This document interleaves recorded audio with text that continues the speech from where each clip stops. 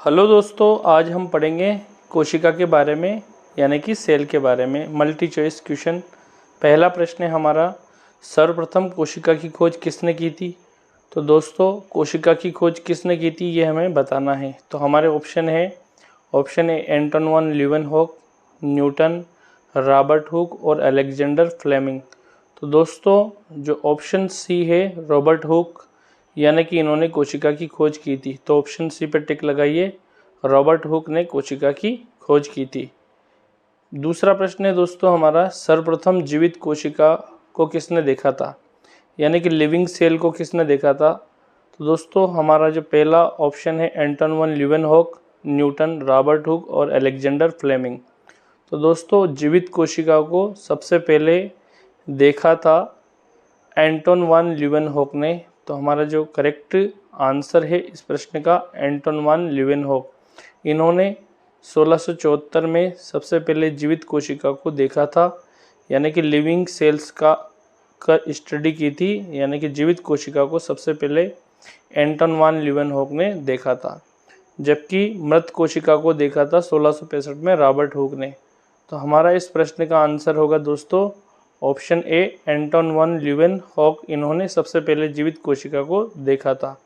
तो ऑप्शन ए पर टिक लगाइए, ये हमारा करेक्ट आंसर है। दोस्तों, हमारा अगला प्रश्न है, कोशिकाओं का समूह जिसकी रचना, उद्गम तथा कार्य समान हो उसे क्या कहते हैं। यानी कि कोशिकाओं का समूह जिनकी संरचना समान है, उद्गम समान है, कार्य समान है। तो ऑप्शन ए अंग, दूसरा है अंग तंत्र, तीसरा है उत्तक और चौथा है कोशिका। तो कोशिकाओं का समूह दोस्तों वो कहलाता है उत्तक, और उत्तक जो होता है वो संरचना, उद्गम और कार्य में समान होता है। दोस्तों, कोशिका जो होती है, कोशिका से उत्तक बनता है, यानी कि जब कोशिकाओं के समूह बन जाते हैं तो वो उत्तक कहलाता है। तो कोशिका से उत्तक बनता है, उत्तक से बनता है अंग और अंग से बनता है अंग तंत्र। तो दोस्तों, अंग से क्या बन जाता है, अंग तंत्र, और अंग तंत्र से क्या बन जाता है, पूरा का पूरा हमारा शरीर बन जाता है। तो इस तरह से कोशिका शरीर की संरचनात्मक और क्रियात्मक इकाई है। तो हमारा आंसर है उत्तक, कोशिकाओं का समूह जो रचना और उद्गम में समान है, ऑप्शन सी उत्तक। दोस्तों, अगला क्वेश्चन है, सजीवों की सबसे छोटी संरचनात्मक एवं क्रियात्मक इकाई को क्या कहते हैं।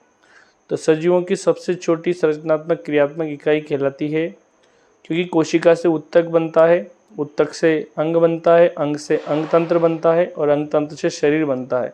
तो सबसे छोटी संरचनात्मक और क्रियात्मक इकाई होती है दोस्तों हमारी सेल, यानी कि कोशिका। तो कोशिका शरीर की सबसे छोटी संरचनात्मक और क्रियात्मक इकाई है। तो ऑप्शन सी कोशिका हमारा करेक्ट आंसर। अगला प्रश्न है दोस्तों, इनमें से कौन कोशिका का मुख्य घटक नहीं है, यानी कोशिका का घटक कौन सा नहीं है। तो कोशिका झिल्ली होती है, दूसरा है मांसपेशी, कोशिका द्रव्य और केंद्रक। तो दोस्तों, जो कोशिका के सबसे बाहरी आवरण कोशिका झिल्ली होती है, यानी कि अगर सेल का डायग्राम हम देखें तो इस तरह की सेल होती है। जो सबसे आउटर मेम्ब्रेन दिख रही है ये कोशिका झिल्ली है, बीच में केंद्रक है, और इस केंद्रक और कोशिका झिल्ली यानी कि सबसे बाहर कोशिका झिल्ली और केंद्रक, इस केंद्रक और कोशिका झिल्ली के बीच में एक द्रव होता है जिसको कोशिका द्रव कहते हैं। तो दोस्तों, जो मांसपेशी जो है वो हमारा यानी कि कोशिका का मुख्य घटक नहीं है, जबकि कोशिका झिल्ली होती है, केंद्रक होता है, और ये जो बीच में जो डॉटेड दिख रहा है ये क्या है, कोशिका द्रव। तो कोशिका द्रव भी होता है सेल के बीच में, केंद्रक और कोशिका झिल्ली के बीच में। तो हमारा इस क्वेश्चन का आंसर क्या होगा, मांसपेशी, यानी कि मांसपेशी कोशिका का मुख्य घटक नहीं है। कोशिका द्रव भी है, केंद्रक भी है और कोशिका झिल्ली, ये सभी जो कोशिका के प्रमुख घटक होते हैं, जबकि मांसपेशी कोशिका का प्रमुख घटक नहीं है या मुख्य घटक नहीं है। तो ऑप्शन बी मांसपेशी पे टिक लगाइए। अगला प्रश्न है दोस्तों, केंद्रक झिल्ली के अंदर जो पदार्थ या जो द्रव पाया जाता है उसे क्या कहते हैं। तो दोस्तों, हमने डायग्राम में देखा था केंद्रक झिल्ली के अंदर क्या होता है, कोशिका द्रव्य, गुणसूत्र, केंद्रक द्रव्य और माइटोकॉन्ड्रिया।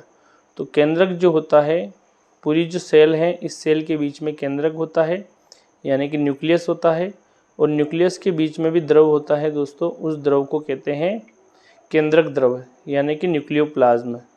तो केंद्रक द्रव केंद्रक के बीच में होता है जिसे केंद्रक द्रव कहते हैं यानी कि न्यूक्लियोप्लाज्म कहते हैं। तो हमारा जो ऑप्शन सी करेक्ट आंसर यानी कि केंद्रक द्रव यानी कि ऑप्शन सी पर टिक लगाइए, केंद्रक द्रव हमारा करेक्ट आंसर है इस प्रश्न का। अब दोस्तों अगला प्रश्न हम पढ़ते हैं, पौधों में पाई जाने वाली सबसे बाहरी परत का नाम क्या है। तो दोस्तों पौधों के अंदर कोशिका झिल्ली, हरित लवक, कोशिका भित्ति, तंत्रिका तंत्र। तो दोस्तों पौधों की जो सबसे बाहरी जो झिल्ली होती है वो होती है सेल वॉल यानी कि कोशिका भित्ति। तो सेल वॉल यानी कि कोशिका भित्ति हमारा करेक्ट आंसर हुआ, यानी कि ऑप्शन सी पर टिक लगाइए, सेल वॉल कोशिका भित्ति। अगला है 8वां प्रश्न, आनुवंशिक गुणों को एक पीढ़ी से दूसरी पीढ़ी तक कौन स्थानांतरित करते हैं, यानी कि जेनेटिक्स कैरेक्टर्स को एक पीढ़ी से दूसरी पीढ़ी तक कौन ले जाते हैं। तो ऑप्शन ए गुणसूत्र, option B mitochondria, option C कोशिका, ऑप्शन डी उत्तक। तो जो जेनेटिक्स कैरेक्टर है यानी कि आनुवंशिक लक्षणों को एक पीढ़ी से यानी कि एक जनरेशन से दूसरे जनरेशन तक जो ले जाते हैं वो होते हैं दोस्तों गुणसूत्र। तो गुणसूत्र जो होते हैं वो आनुवंशिक लक्षणों को एक पीढ़ी से दूसरी पीढ़ी तक ले जाने का काम करते हैं। और गुणसूत्र की जो इकाई होती है वो होती है दोस्तों जीन। गुणसूत्र पर ही जीन लगे हुए रहते हैं, जीन आनुवंशिकता की इकाई है। अगला प्रश्न है, केंद्रक में कौन सा द्रव पाया जाता है। तो दोस्तों केंद्रक के अंदर एक द्रव पाया जाता है जिसे केंद्रक द्रव कहते हैं। तो हमारा ऑप्शन ए केंद्रक द्रव, कोशिका द्रव, केंद्रिका द्रव और रसधानी।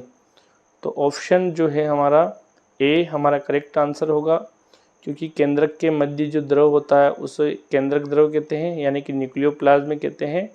तो ऑप्शन ए पर टिक लगाइए क्योंकि ये हमारा करेक्ट आंसर हुआ।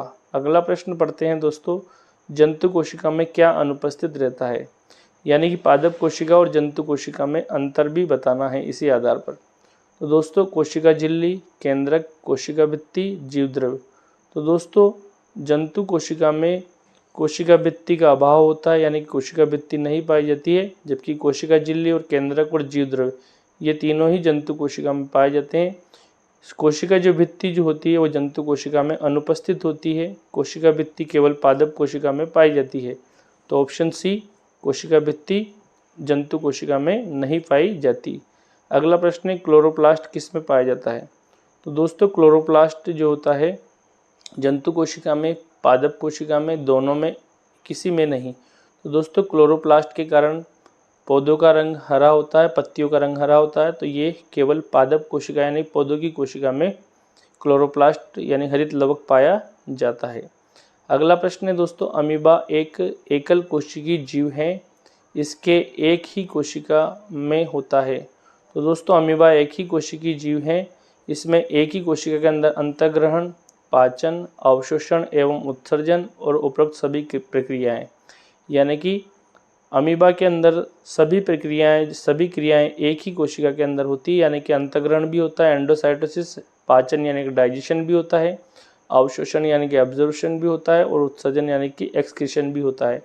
तो उपरोक्त सभी क्रियाएं अमीबा क्योंकि एक ही कोशिका यानी कि एकल कोशिकीय जीव है, यानी कि उपरोक्त सभी क्रियाएं एक ही कोशिका में होती है। तो ऑप्शन डी पर टिक लगाइए, ये हमारा करेक्ट आंसर है। अगला प्रश्न है दोस्तों, कोशिका का ऊर्जा ग्रह यानी कि पावर हाउस किसे कहते हैं।